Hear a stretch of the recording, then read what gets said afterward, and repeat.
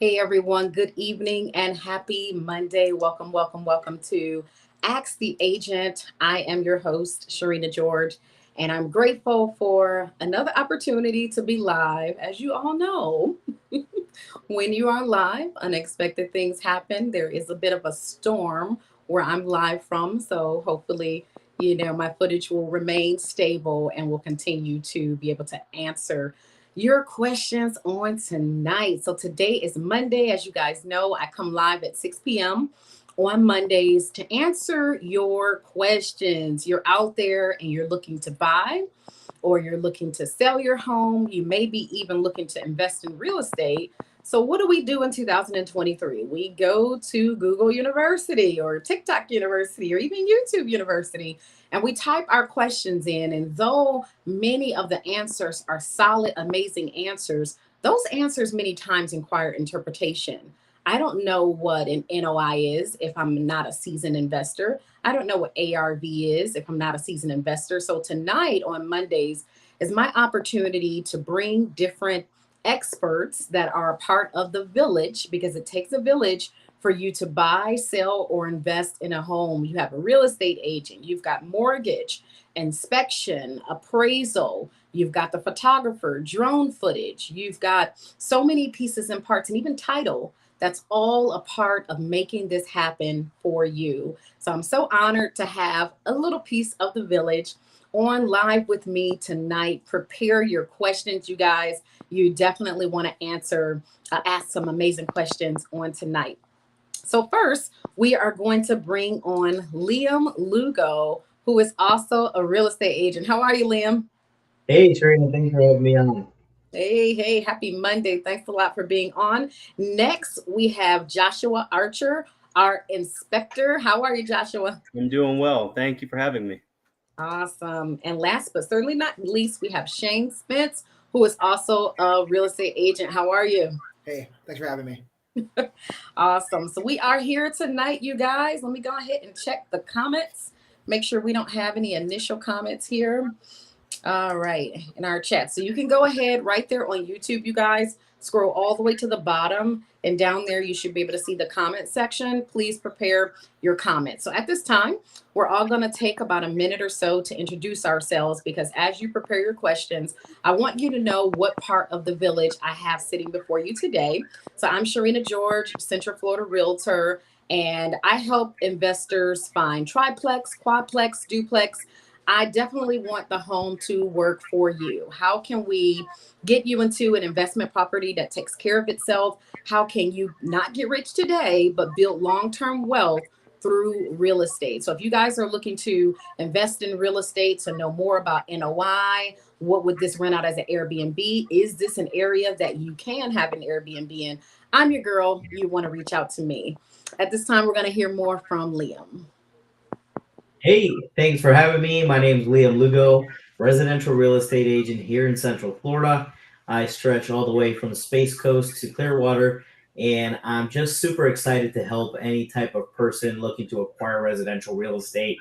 The most fun that I have is a lot of international buyers, short-term rental acquisition. So if you're looking to purchase an Airbnb, I actually used to be a food and beverage executive at a lot of luxury hotels with Hyatt, and I love serving others. So it's really cool for me to be able to connect on that level and also share, the triumph and the emotional roller coaster of purchasing your first property, which I personally did for myself last year.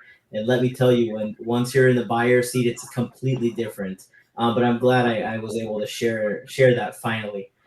So I'm excited to connect with people on that level and help them get to the next step in their real estate goals. Awesome, Liam. I love that. Now you definitely have some one-on-one relation to those buyers, who you're actively working with buying yourself. So congratulations on your first Absolutely. home. Congrats on that. Shane, tell us a little bit about yourself. Yes, of course. So just like Liam, I'm a local real estate agent in the Central Florida area. I primarily work in the Orlando area, Polk County, Orange County, Lake County. I'll go over to Tampa if clients want to look in that area as well. But primarily Orange. Orlando is the area that I primarily focus on. I work with first-time home buyers, resale buyers.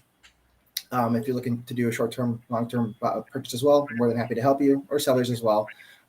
My goal as a whole is just to make people help people find their dream property. And if it's not looking for a dream property, maybe if it's temporary property, more than happy to help you. I spend a lot of my time educating first-time home buyers on the overall process.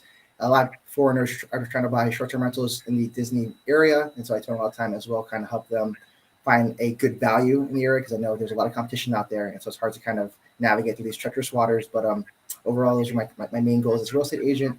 And if anyone needs help, give me a call. All right, to navigate through these treacherous waters. That Yeah. sounded like a book right there. Right. Yeah. Navigating through. All right, Joshua, tell us a little bit about yourself. Hello, my name is Joshua Archer. I am the owner of Prospect Home Inspections. We are a multi-family owned and operated company. We span from Ocala to Clearwater. Prior to doing this, I worked with my dad, who actually does inspections with us as well. He is a general contractor, residential contractor, so our background is much more than your average home inspector. We pride ourselves on our work. We believe that home is where your story begins. We don't want any surprises for families whenever they move in, because most of the time, whenever they do move in, most of the money that they had prior to moving in is not readily available. So we want to make sure we do our part, we do our due diligence, and we offer a better inspection for them and their family to make sure that no surprises show up. So we do full scope inspections, wind mitigations, 4 points, commercial and residential property inspections, termite inspections. We do water testing, VA water testing. We do military veteran discounts, first responder discounts, health professional discounts, educators. So we're here to help, and we just want to make sure that the family that the property they're looking to invest in is the right investment for them. Wow, Joshua. I think I need to like remove you from the show. You said a mouthful, and we need like a full hour with just you. But that was Well, that's really all I good. had to say. So Yeah. There's going to be some good questions for you tonight. I am I pretty like sure questions. inspection is a big deal in real estate. So let's get this kicked off tonight and talk a little bit about the Central Florida market. There's so much going on. I know you've heard Texas in the news about their new Airbnb, policies and just really affecting the world. There's so much going on. What do you see going on in the market here in Florida, Liam? That's a very broad question. I'll try in my best and narrow that down to about 30 seconds for you. So, what are we seeing in the current market? So, to answer and be a little bit more specific, I'm going to just talk about Orange County to be specific. A majority of my business is held there, so I feel like I would have the most information. This is still very much a seller's market. I don't know how else I can come across to say that. I know there's a bunch of news lines saying they're waiting for this impending crashing and this doom and prices reducing and everyone's back at 2.5% interest. Well, you can either take melatonin and join the delusion, or step back into reality and get here with us, professionals that deal with this day in and day out. I cannot stress to you enough the lack of inventory that we are still facing in this market. It is extremely difficult to find exactly what people are looking for. And let me tell you this, as a seller in this market, if you have a property going for sale, doing small finite things to set yourself apart from somebody else across the street can mean a difference of having your property sell in 48 hours, just like we were last year, to the difference of having it sit for 48 days. So what are those things, right? I mean, I'm speaking of this specifically because there's so many buyers entering the market right now in a space where they think they have some options. They already have interest rate kind of working a little bit against them. They want something to be a little bit more easy. As a seller, you want them to be able to choose your property more easy and just make that decision and move forward. So we are still facing that opportunity where we have smaller, um, excuse me, I'm losing my train of thought. We have still an opportunity with low inventory, but people are not rushing to make a decision like they were last year, 2 years. So they're still kind of waiting out the interest rate game. So if they don't have to buy a property, they won't. Mm. So staging properties correctly, doing a pre-inspection, a pre-list inspection to mitigate any issues that the home has at the current time is a huge thing. And just making sure that you're knowledgeable about your property. I can't tell you how many times do we go into list and ask, if there's aluminum wiring or certain piping on the home and the seller has no idea. Be knowledgeable about your property, because once you bring that information front forward, not only could it mitigate having to lose a contract because someone's not interested due to a problem, or being able to nip it in the butt before you list, so you list with a perfectly clean property. It doesn't mean you have to have the best paint colors and do all the fancy stuff to it. It's just that you're going to be conveying a structurally sound property that's safe and that someone's going to be interested in inhabiting. So, yeah, this market is fun. I think it's fun and exciting. I'm always up for a challenge because we always want to find the best product for our clients, whether on the sell side or the buy side. And 90% of the time, someone looking to sell their house is going to have to buy. So it's just that ecosystem that continues to give and take. Mm, I like that. I was thinking about what you were saying about the fact that it's a seller's market, and uh, kind of going back to the front. And some may not know what that mean. When you say seller's market versus buyer's market, what do those terms mean? Absolutely. So when we describe a seller's market, that typically means who has more of an upper hand with the advantages. So, typically everyone likes to refer to 2008. So I'll just bring that up, right? I feel like that's kind of like the alphabet of real estate. 2008 is going to be our A. So in 2008, there became an opportunity where people that, got mortgages should have had mortgages to begin with, and it created this big opportunity to where people couldn't pay for their properties.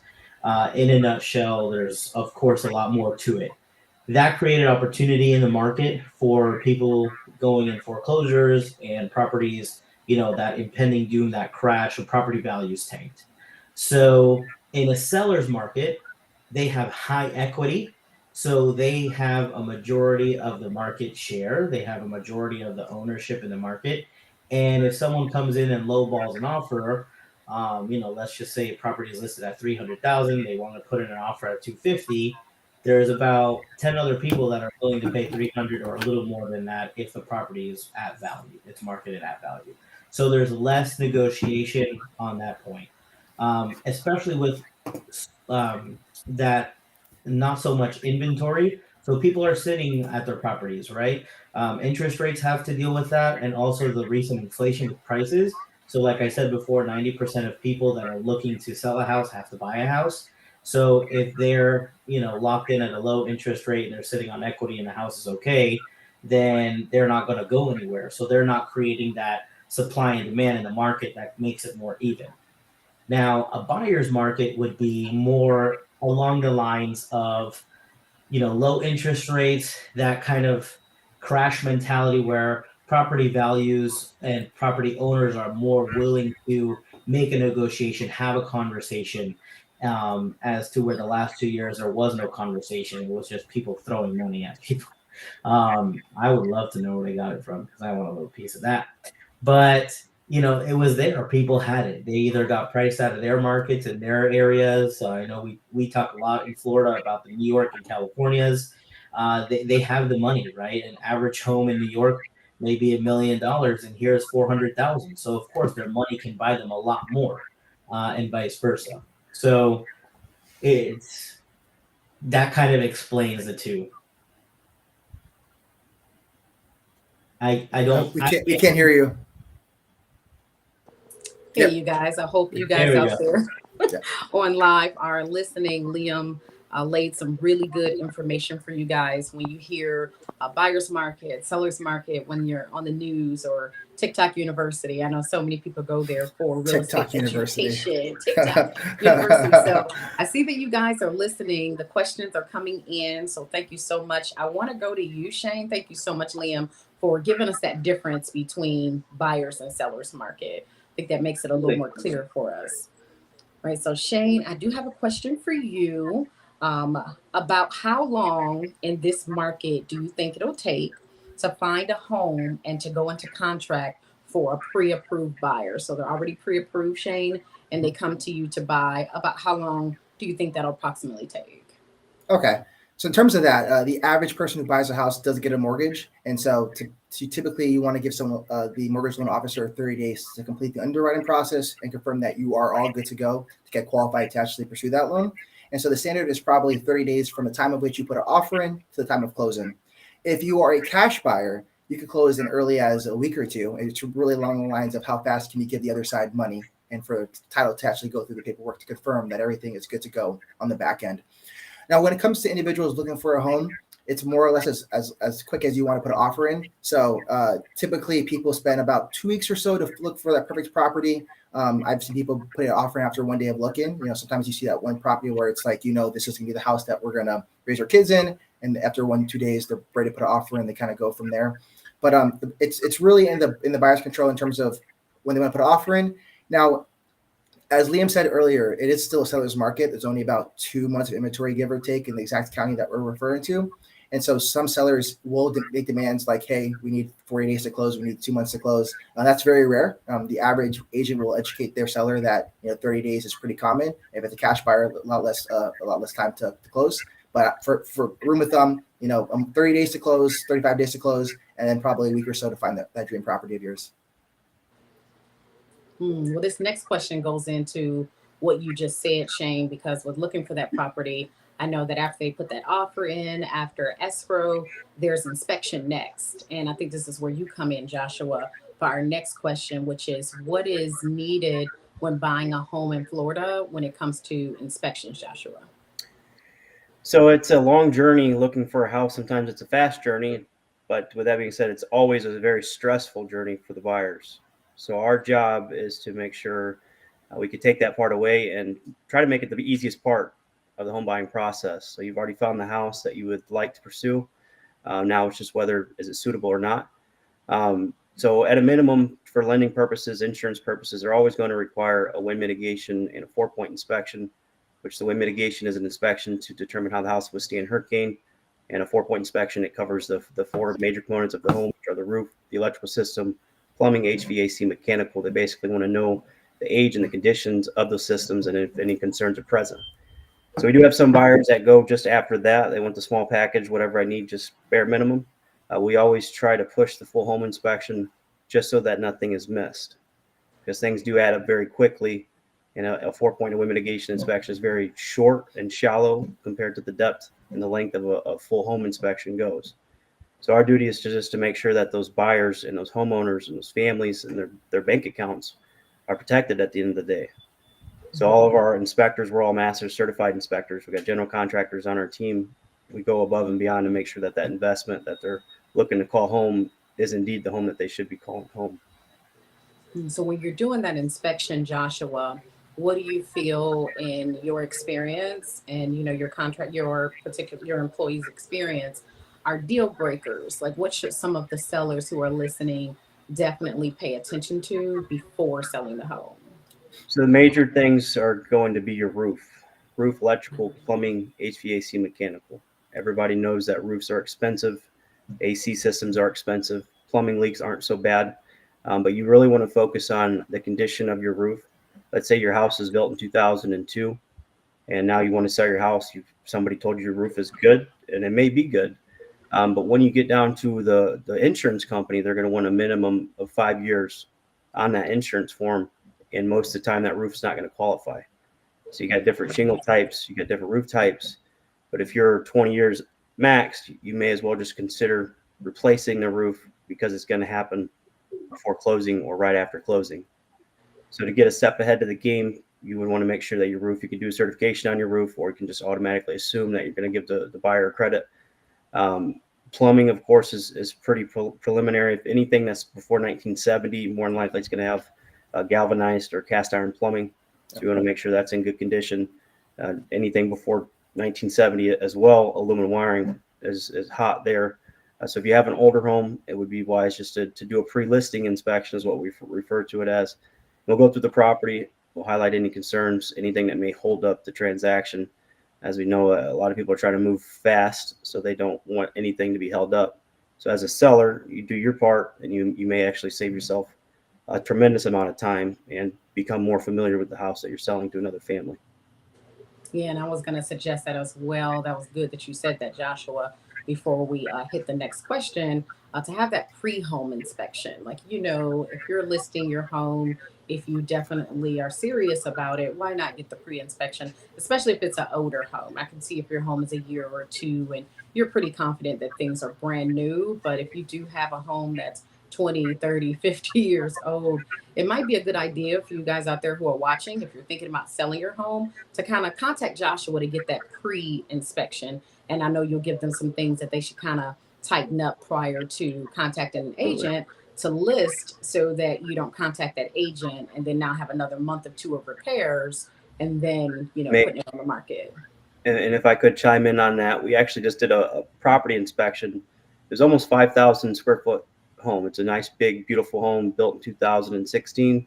The buyers, or the seller, I should say, has that house. They bought it. They had it built new construction, and they lived in it for the last 7 years. So we just did a property inspection on it a few days ago, and it turns out not a drop of insulation was installed in the attic space.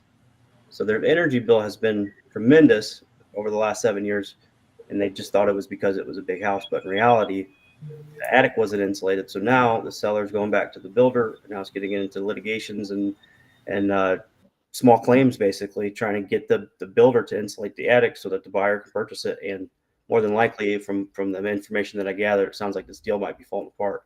So if a Oh, pre-inspection would have been done, then potentially this would have been avoided. that's a really good example of why you guys should go ahead and do a pre-inspection. I want to go to our next question for Liam.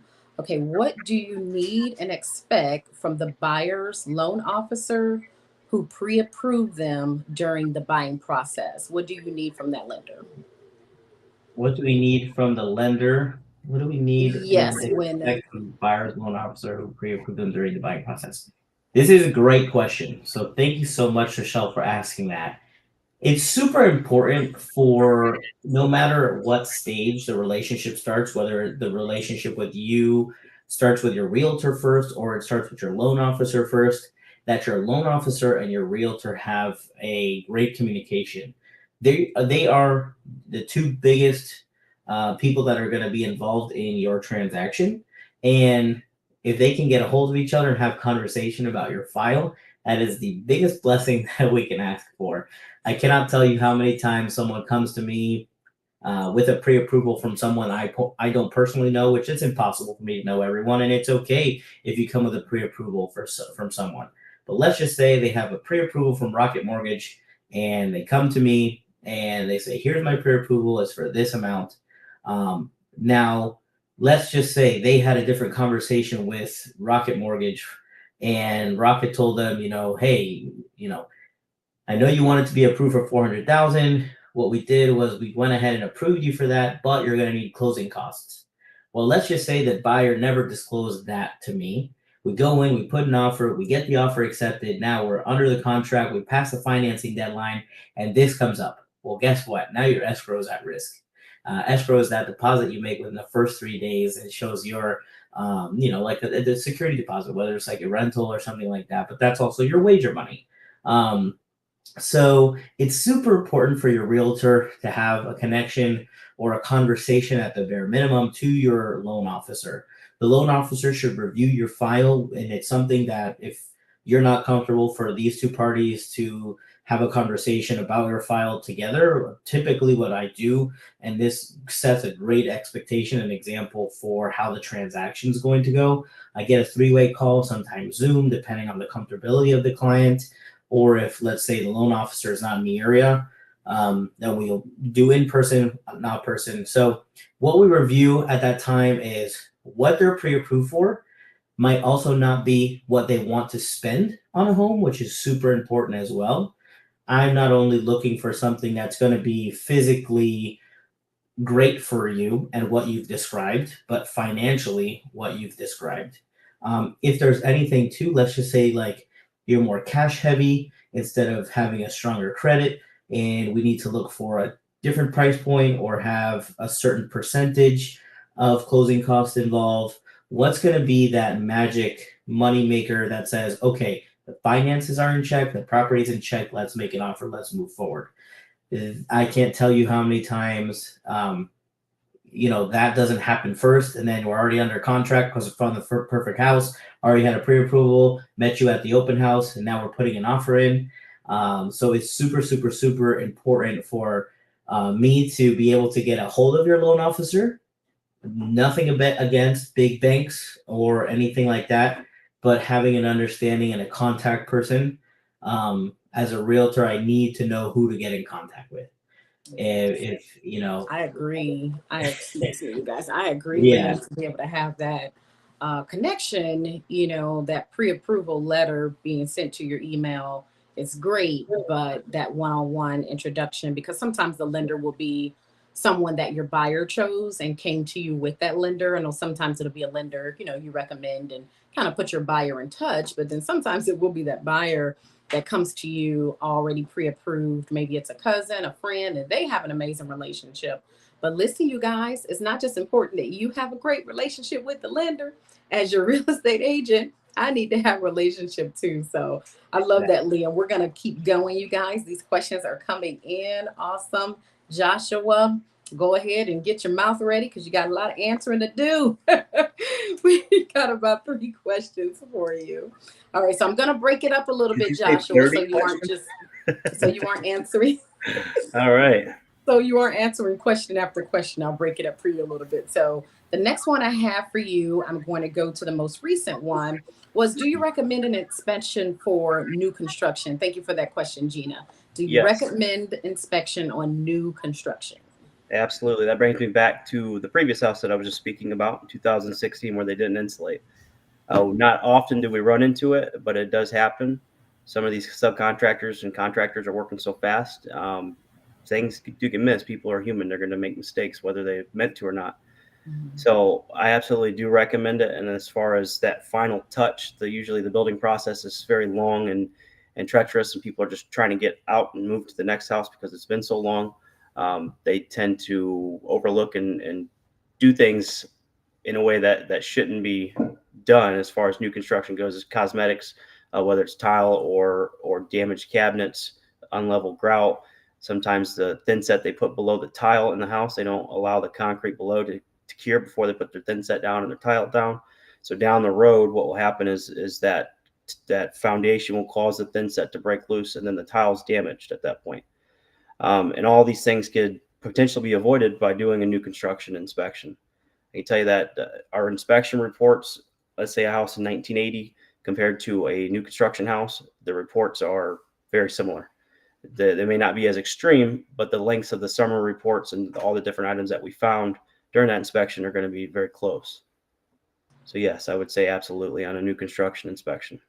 Okay, so I'm going to top that on top because you gave us a very precise and quick answer. I'll do a part two. When you're doing a full home inspection, does that include termite and I think it says windpipe, video pipe, but I think it's Sewer, supposed to say windpipe. I think. just like sewer scope, It says wind video mitigation. pipe. Yeah. Do you do a termite and So, video pipe? so our full home inspection, we like to refer to it as a prospector package is what we call it. So we get a 100-day guarantee with our inspection service, and that's full home inspection, wind mitigation, 4-point, along with a termite inspection.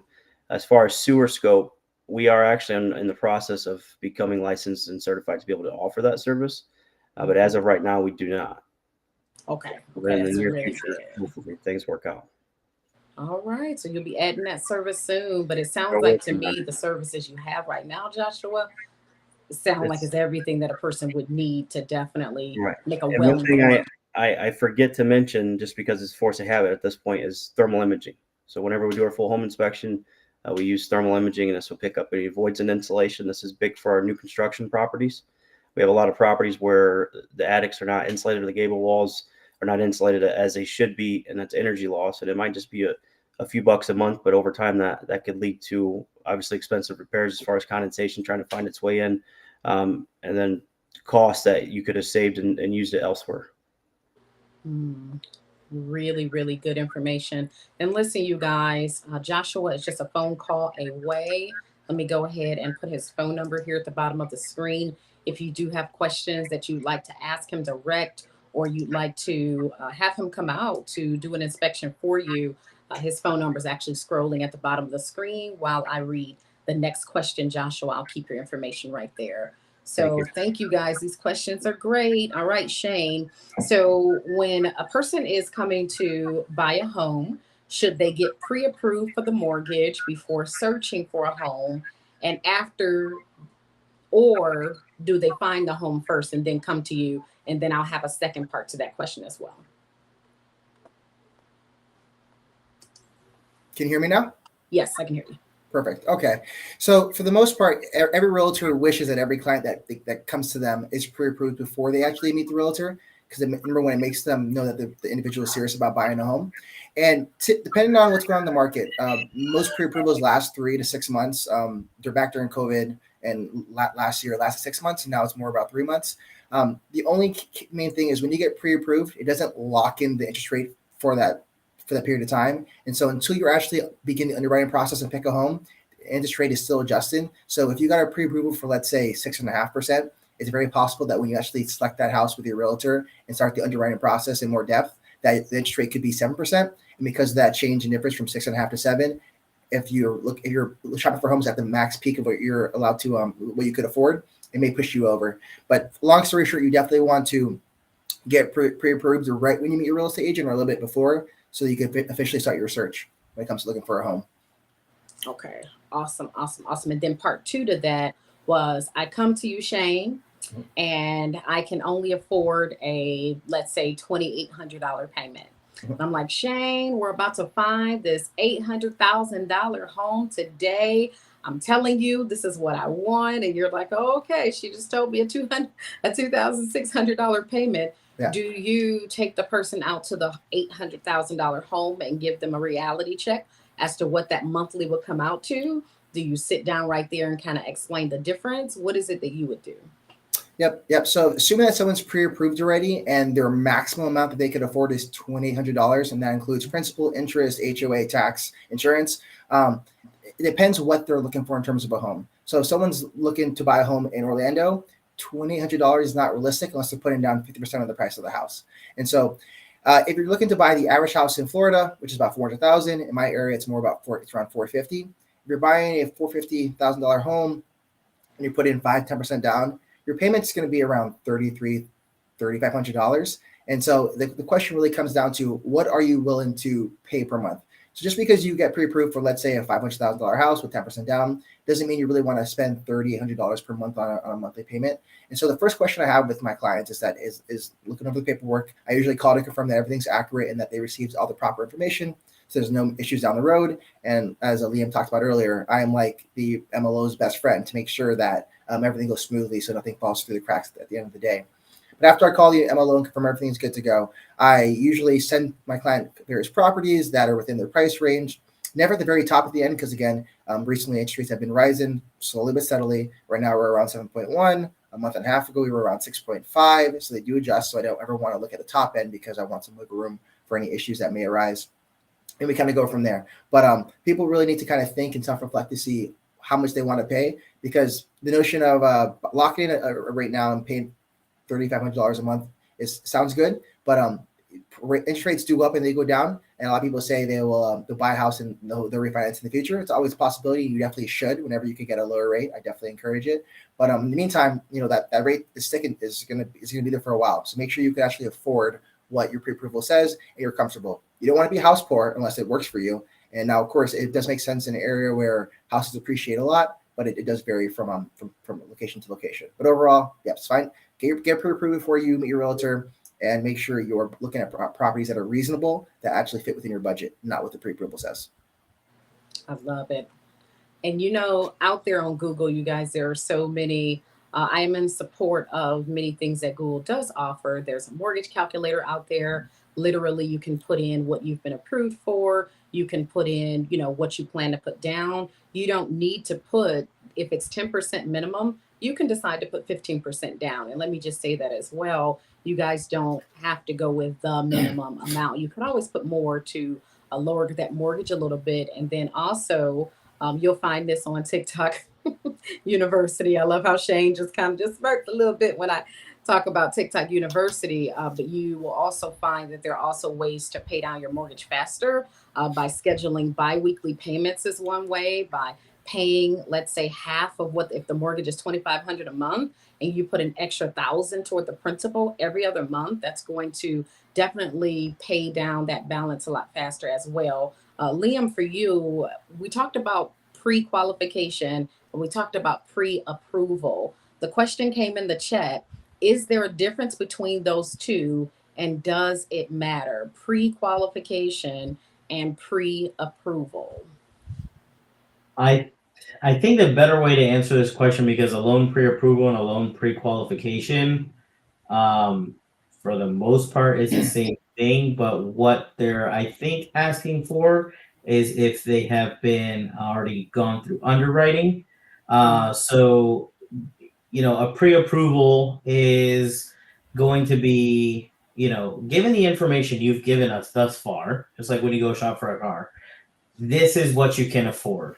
Now, if the loan has been already underwritten, then they have already gone cleared any conditions. A condition is something based on, in order to approve this loan, we need this tax document, we need these, um, you know, payment stubs, all this information. You've already been approved for the loan, which means two things. One, that is a stronger offer when you're writing an offer for a home. If they've already been, if they have that pre-qualification, or I don't know why the term is slipping my mind. Shane, is it coming to you? Yeah. So just to kind of jump in there really quickly, for the average individual who uses pre-qual and pre-approval, they are interchangeable for the average person. But the technical terms, pre-qual is like you just give the person information, and based off what you gave them, and they assume everything is true, they give you pre-qualification. Okay. Yeah. So, And the pre-approval is the other one. So the one more of them depth. is one of them goes a bit deeper. So one of them, I think I understand what you're Yeah. saying. What you go in to buy the car, to buy the vehicle, the person sits down, they look over the application without really putting anything in, pay stubs, and they say, okay, based on this information, you're qualified for. But then the next step to that is actually getting your pay stub, verifying, W-2, and really getting you qualified. That's the one you want to go for. once the loan already goes through underwriting, it's just a matter of fact of finding the property and then plugging in those property specifics, getting the estoppel and all the tax and city documents for that specific property, and making sure that that's gonna convey free and clear of any liens or anything on the that could be present. So, and then also tax specifics for that zip code, a whole bunch of things. So it's great. I mean, if you already get approved for the loan instead of a pre-qualification, if you will. So, you can also close sooner, because the 30 days is for the loan officer to do due diligence, do all this back work for you guys to close. So if you're already underwritten for that purchase price, you're ready to go. Great. It's almost, I say this, almost as good as cash. You can do a 14-day close typically with properties that will qualify. I will say sometimes you're waiting on the HOA longer than 14 days if you're HOA community, but given the circumstance for what this question is, yeah. And what's great about that too, from a realtor, if you come to with, we'll call it the pre-qualification or the qualified buyer, that's even perfect, because you already ran that credit, you already given all the documents, information. There's nothing that could really go wrong, which is why we have a financing period on the loan, on the contract. So it's better. Not to say you're not. It just limits the amount of things that could go wrong within the contract, because there's more than just a financing period on there. I think there's 14 pages now. 14-page document just got extended. So 14 We love page adding document. pages. Wow, thanks you guys. That was good. I hope that that was able to help some of you guys who are out there listening. I'm going to go back on over to Joshua. What if it had a septic tank or well for inspections? Do they cost more? And then couple that with, if you're doing an inspection, Joshua, and it's one unit, I know you probably have a certain cost, but then if it's single, double, quadplex, do you charge more? So, first question, the well septic. As far as the septic system goes, the only way to truly know the condition of the septic is to hire a septic company to come out and pump the tank. They'll do a further evaluation of the inside of the tank because there could be root intrusion or cracks that won't be accessible or even visible without pumping the tank out. Some companies, they do what's called a hydro test, which is a test for the drain field to see if the drain field's within standard. As far as the well equipment goes, as part of our inspection, that is included. If you'd like us to do a water test to know the potability or the drinking ability of that water, we could do a separate water test that we send to a lab. And then the second part of that question, I'm sorry, Sharina. The second part was when you're doing a home inspection, you have maybe one price Yes, for to a do, single home yeah. and Yeah, so the pricing does vary. It goes based off of square footage. That's the number one. It also goes off of the year the home was built, the style of the construction, whether it has a crawl space or if it's on a slab foundation. So it does vary. Our average home inspection, let's just say a 15 square foot house built in 2006, is at right at $425, and then it kind of just goes up from there. So it really depends on the house per se. It changes each house. It's different, but they're very much similar. And then, of course, what the buyer wants us to do while we're there, because it can go from $400 to $800 quickly, just depending on the services that they're looking for us to provide. mm, really good information, you guys. Listen, go ahead and contact Joshua. Give us the areas that you cover, Joshua, for our So viewing audience. we span from Ocala, the villages, all the way to Clearwater. So Okay. we And do. soon you'll be coming on over to Yeah, Orlando. we're trying to find somebody. We're trying to get somebody. The problem is we have very high standards. Like I said, we're not your average home inspection company, so we are not looking for somebody that is trying to pursue a paycheck. We're looking for somebody that is trying to pursue a career and helping families to make sure that their investment is protected. So we are growing, but we're growing at a pace that makes sense for us, and of course keeps our name and our business up. So yes, we are looking for somebody in that Lakeland area, over in the Orange County area. We are looking for somebody in that spot. We just haven't found a candidate for that spot yet. So if you guys do know anyone that is looking, we are definitely interested in that. Awesome, awesome. Listen, it's a whole job on Ask the Agent. A whole job offer is being presented to you And it's all guys. So it's to add on to that. I'm sorry. It's all. I love being a home inspector. I've done, me personally, about 3,000 home inspections. Um, we work. I mean, I know that the market gets hot, and we have our weeks where it's just we got to be there or not there kind of deal, back and forth. But the inspectors that we have, they work at their own pace. They do their inspection. They're happy with the work that they're providing. They do their reports. They have their tools. It's they're basically their own person. They're their own boss while they're out there working. We just kind of have a standard and a template and a report and a system that we use that they follow. Other than that, they do everything in house themselves. They answer calls. They respond to customers. So it's a very good system that we have here. We're happy with it. awesome. You guys heard it from Joshua. Go ahead and give him a call if you're serious about providing excellent inspection services, is what I hear you coming across through you, Joshua, Yes. that you haven't been able to really expand that way because you definitely want to make sure the person is a fit. So if you feel like you're a fit out there, again, go ahead and contact Joshua. So this is our last round of questions that I'm giving out right now. So Shane, when you are going to a property with some of your buyers, like what are some deal breakers? You walk up to the home. I know, of course, it's the client's decision, but being a realtor and having ethical standards when it comes to what we do, what will you see in a home where you tell your client, no, this is not it? Well, you jumped the gun a little bit there because if my client wants to see 5 properties, usually I vet every property beforehand. So number Mhm. one, a lot of times when you go online or look at the MLS, the estimated taxes that an individual is supposed to pay is usually very inaccurate because we have the homestead exemption here. And so number one, I make sure that it's within their budget to begin with and that the property is priced properly. I do a quick little calculation to see that everything comes back properly. Because if my client's like a house and they're willing to pay that price, but the actual value of the property is 100K, let's say something extreme over what it's actually worth. Unless my buyer is willing to make the difference between the appraised value and what the how and what they're willing to pay. There's no real point in seeing that property. If they have two kids, I also check the schooling to make sure that works for them. A lot of people look at the house and they look at the other things after the fact. I want to be as a time efficient, or I want to be as conscious with my time as possible. So I do a lot of back end work before they even see the property to make sure everything is kosher before we get there. But once I get there, are there any signs, things I look for in a property that's a dead giveaway? Um, Back in the pandemic, many people were buying houses sight unseen, and so the one key thing I always tell people to do is always see the property, because pictures are not going to show if there's cat pee in the carpet or if there's smoke smell in the walls. And any agent knows it's very hard to remove smoke smell from a house. And so, number one, always see the property before you put an offer in, or you could put an offer in sight unseen, but before you actually close, make sure you actually see the property. But once you get there, you're pretty much making sure that it fits all the requirements you need in a house. As Joshua said earlier, again, the inspection period looks at all the nuances to make sure everything is kosher and that you can get inspected.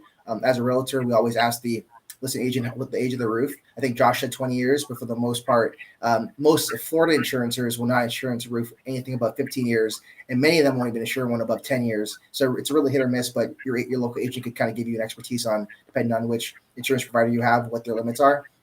But when I walk into the house with the client, I let them freely roam the house. I don't really give them much feedback. While they're looking to see if it fits their needs, I'm looking for any issues. So I'm looking under cabinets, looking in cabinets, see if I smell anything weird. Going outside, I'm looking at the gutters, seeing if there's any holes. Not because I'm an expert in that category, but if I know somebody's not going to pass an inspection, I'd rather not waste their money and find it in the inspection. So I do what I can while they're looking at the house to see if it fits their niche, that everything is kosher, and that we can actually pass inspection if we want to pursue forward. But other than the smell and any things that I know won't pass inspection, I kind of let them kind of just roam on their own. There's nothing really highlight that, or anything that I would highlight out of the ordinary that I could think of at the top of my head.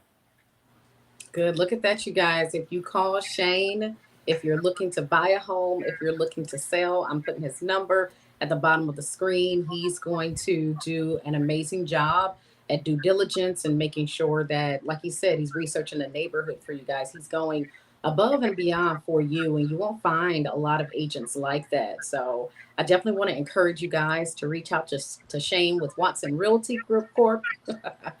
Watson Realty Corp Team Anthony. I wanted to say Watson Realty Group. I was working with a group earlier, Okay. but Watson Realty Corp Team Anthony. All right, Liam. Here's the last question for you. Oh, it just took wings a little bit. One moment. Okay, I got it now, Liam. Okay, it flew right back. So a lot of people, when they're looking online, Liam, they're looking at flyers and they're looking at titles. They see licensed real estate agent or real estate agent, and then they see realtor. Is every real estate agent a realtor? And tell us a little more about that in these last couple of minutes. Sure. So every real estate agent is not a realtor. You have to be a part of the board of realtors to be a realtor.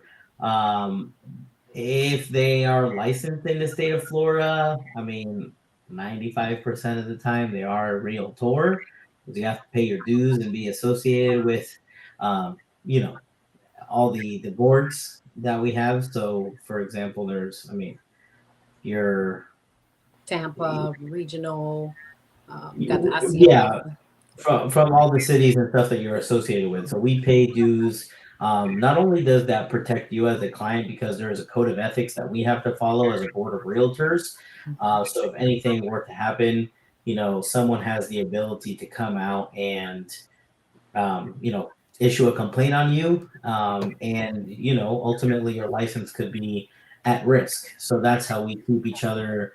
Um, held liable for practicing properly. It's just like any, medical doctor things. There's boards and certifications that they have to acquire for their profession, and the same goes for us. So we, it's interesting you ask this question, because we have three types of like buyers agency fees that we pay in commissions as listing agents to people, and one of them is a non-representative, so it's someone that holds a license but doesn't typically is a part of these ethics boards. So a lot of times they get paid less because they don't understand and have gone through the rigorous training and classes like we have. So I yeah, to love answer the it. question in a nutshell. Yeah, that's good, Liam. I thought we'd just give a little clarity to that because I remember when I was in school and they talked about the difference. I said, wow, I thought all real estate agents was realtors. Okay, I see. I understand that there's another set of code of ethics classes that you take, registration, the fees that you spoke about, to be a part of that. So I want to thank you three for coming on. In closing, I always like to give us about a minute or two to just give our heart about our reason why we do what we do. So I'll go first, and we'll just kind of go around. But the reason why I'm passionate about helping individuals to see the value in investing in real estate, it's an asset that we all must use at some point in time. We're not getting a shortage of it. We're only growing this asset. And I think it's also a way to be able to not get rich today, but build generational wealth. It's able to be transferred to your family. It appreciates.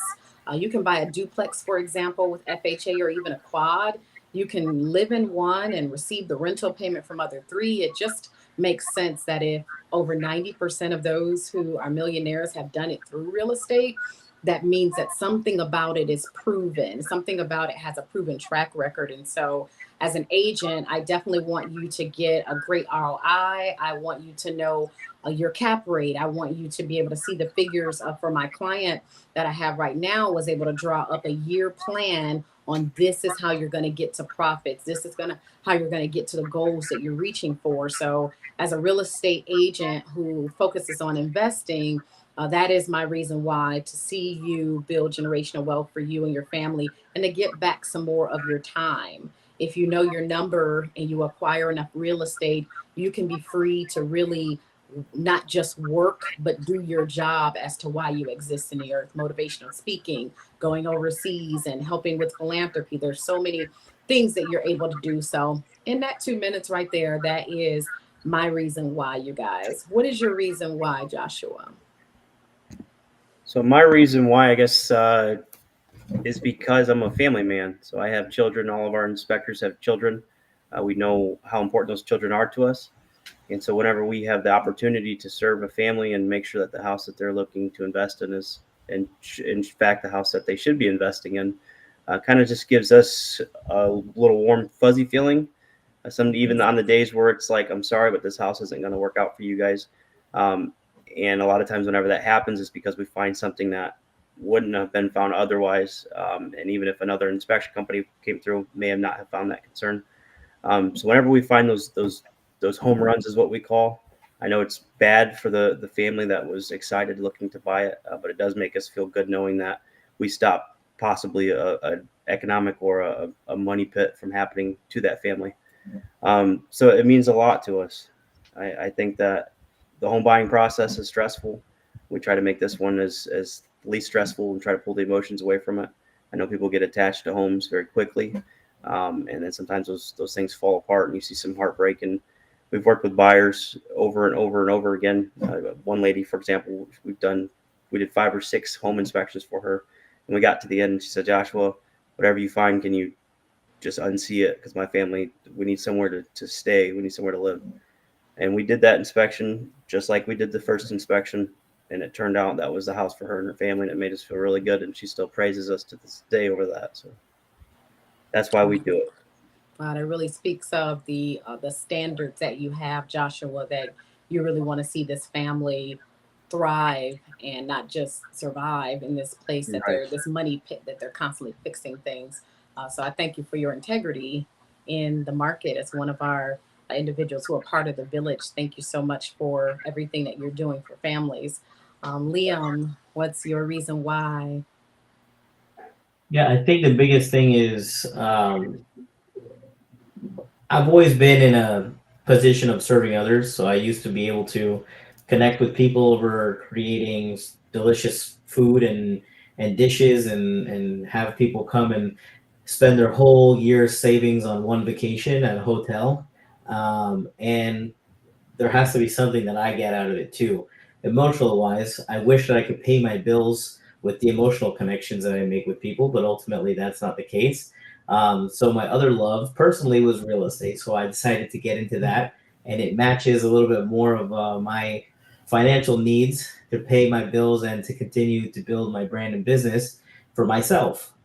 That's also a huge why I love people connecting with their real estate needs. Because for me, I'm a first generation American, have immigrant parents. It was only just a dream to purchase a property, which I was fortunate enough to be raised in the same house the last, let's just say 20 years, the same house, and to be able to create that for someone, that attainable goal.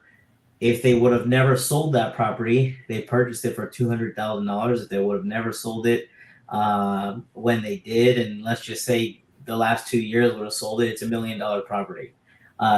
So to be able to say that you own something like that, the amount of equity and the amount of resources you can continue to pull out. I mean, you can say this for another show, but you can pull out HELOCs and build your wealth that way. And there's just a whole plethora you can do with one property. It's just the beginning. And I think that's the exciting factor, is that you get to connect with people, because it's not just one transaction. There's a huge emotional roller coaster to that. And being able to guide someone through that, a lot of times when you're purchasing a house, you can't see straight. There's a lot going on. Inspection, you don't know what's going on. You put an escrow deposit, it's a high risk. You're paying for an inspection. You don't know if that's the property you're going to end up buying. Their interest rates, don't know what they're doing. You're not locked in, because once you do, you're committed and it might lower. So there's a whole bunch of different things that are a part of the real estate transaction, that one keeps things exciting for me, and I get to connect with so many cool people. I work with a lot of international buyers, like I had said before, and just the overall connections. It's really cool. Awesome. That's really great what you just said, Liam. Being able to, the example that you gave kind of goes in an alignment with my reason why, the appreciation. If many of us would have held on to the homes from, I was doing some research on a home that I lost maybe 12 years ago. If I still had that home today, my tenants would have paid off the home for me, Liam, and I would have double appreciation. So it wasn't the best of neighborhoods back in Ohio with the home that we owned, but just think of where it would be today. Should I have held on to that? Joshua, did you want to say something about what Liam Yeah, just said? so yeah, it wasn't necessarily, you touched on whenever you said the inspection side of it, and then my brain went back to septics. Whenever you have a property and you need to do a home inspection and a septic inspection, do one and then do the other. I don't encourage buyers to do it both the same day. I mean, it might be great as far as time goes, you get everything done in one day, but sometimes you want to see what the outcome of the home inspection is, or the septic inspection is, before we move forward with the other. That makes sense, just to help save money, because I see families do that, where they order both the same day and then one goes wrong, and then now all of a sudden they don't even know why they ordered the other one. So just do one and then do the other, even if it's the next day. So I just wanted to throw that back out there. Great, great, great advice. Already trying to save us money, Joshua. I hope that it has the return effect and gives you more money. But You that's too. just that's just the advertiser in me. But Shane, tell us about your reason why. Yeah, kind of plays off what you and Liam said. I enjoy serving others, and I want to be the best possible person I could be. And one way of doing that would be to help individuals with their financial needs. Financial literacy is pretty poor in America. Unfortunately, our savings rates like between 2 and 4% on average when you look at the various years. And so, if I can help someone, guide them through possibly their biggest purchase in their life, I get a massive sense of pride with that. And so, it's probably the main reason why I got into real estate. But I do enjoy serving others, seeing people's faces be light up when I help them find their dream home, or when we kind of navigate through a tough close-in and we get through to the other side, and then we're high-fiving each other. Everyone's crying, everyone's emotional. Maybe I'm there on a move-in day, and I'm meeting me and the family, meeting the kids, meeting the grandparents, and everyone's all elated. And so I get a massive sense of just a pride and a value from that. And number two, like you talked about in terms of investing, most people know they should invest in the stock market, maybe the bond market, real estate with what do you call it, TikTok University. With that blowing up, everyone's thinking to invest in real estate as well. Diversification is crucial, right? The stock market may go down, but not the real estate market, or vice versa. And so helping people as much as possible to help them meet their financial goals is kind of a big point that I want to do in my life. And so that's another reason why I want to help, or why I joined real estate. But overall, that's all I have. And thank you guys for coming out. Appreciate it. Yes, and I want to add on to yours, Shane. I had an opportunity to see some of your what is that called on YouTube? The short videos or Ah, shorts? YouTube Shorts. Short. Yeah. Yes, please tell our viewers where they can see your shorts. They Uh, really are amazing. Yep. So I do have a YouTube channel. I haven't posted on it in the past month or two, but I plan to get back into it. My channel is about financial literacy. It's just YouTube/Shane Spence, and that's kind of, if you just YouTube Shane Spence, I'm like the second or third option. My face is my channel, so you'll see me. But if you have any general just questions about financial literacy, send me a message on YouTube, and I'd be more than happy to help you or social media. I am unregistered right now, but I do have a license to be a financial advisor. So if you have any questions on that, I can't necessarily give you financial advice, but I can give you general advice on what you should do. Awesome. That's Shane Spence, you guys on YouTube. He has some shorts that are really been really mastered in the production and the way they look and the way they sound, and just to really give you guys some good, solid information. So I want to thank all three of you for being my guests today. Make sure you stay on for the after party. I end the show to all of my live viewers out there. For my guests that come on, we always have like a kind of recap after we let you guys The go. So recap. Liam, Joshua, and Shane, please stay there even when I end. But I want to thank you all for coming tonight. I want to thank my broker, Ellen, with Watson Realty Corp, as well as my team, their broker associates, Dominic and Renee Anthony, as well as Shane is also a part of our team there at Watson Realty Corp. We are the Champions Gate office right there in Four Corners, Davenport area. And so I'm appreciative of Carlos, who is the CEO of Young Sharks. If you guys want more to know more about it, you can go ahead and Google, Facebook. It's such an amazing group of young professionals who are growing and thriving and really able to contribute information to one another as they grow in professionalism and business. So I just really love what Carlos is doing. Thank you so much for allowing us to be live here on your platform. So thank you, Liam, Thank you. Joshua, and Spence. Stay on for the after party. Thank you guys for tuning in live. To those who are live, thank you for all your questions. For those who watched the playback, I hope that you get so much value out of what we gave tonight. Tune in next week. We do have an amazing, amazing panel of the village who's going to be on. We have inspection. We also have insurance. We have a real estate agent, and we have a mortgage broker. And most of them have been in the business for over 20 years. So I lumped them all together. So you definitely want to join us on next Monday as well. We're here every Monday at 6 p.m. Listen, this is the best hour of your week. I know you binge watch Netflix and Hulu and all that good stuff. But on TikTok Mondays, University. 1 hour of real estate education is amazing. All right. Thank you guys. Make sure you stay on. Thank you guys for coming. Thanks, everyone. Thank you. Thank you.